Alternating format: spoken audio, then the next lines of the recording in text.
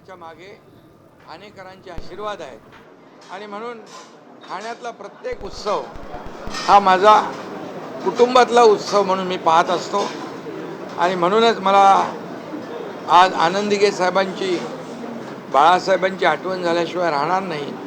कारण या ठाण्यावर बाळासाहेबांनी प्रेम केलं आणि ठाण्याचा विकास धर्मवीर आनंद दिघे साहेबांनी आणि सण उत्सव दिघे साहेबांनी वाढवले आणि म्हणून ठाण्याला उत्सवाची सणांची पंढरी म्हटलं तर वावगं ठरणार नाही।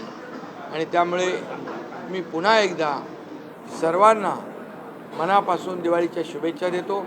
तुम्हा सर्व पत्रकारांना देखील मनापासून शुभेच्छा देतो। आपल्या सगळ्यांचं अभिनंदन करतो। पण जसे सण ठाण्यात साजरे होतात तसे इतरत्र ते साजरे होत नाही। राजकीय इच्छाशक्ती कुठेतरी कमी पडते असं वाटतं। संपूर्ण वर्षभर घराच्या बाहेर असता दिवाळीच्या दिवशी देखील तुम्ही फॅमिलीसोबत देखील नंतर आधी ठाणेकरांबरोबर दरवर्षी साजरी करत गुढीपाडवा देखील हीच परंपरा नेमकं काय असतं? मी सांगितलं आता की ठाण्यातला प्रत्येक उत्सव हा माझ्या कुटुंबातला उत्सव म्हणून मी मानतो। ठाणेकरांना मी माझं कुटुंब मानतो।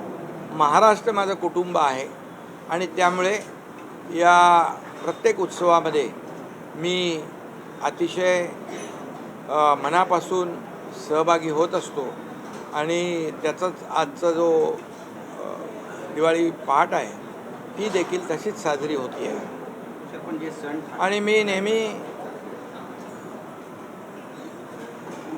वर्षभर दौरे असतात, कार्यक्रम असतात आणि त्यामुळे सण उत्सव जे आहेत या कार्यक्रमात देखील ठाणेकरांच्या सहभागी होतो।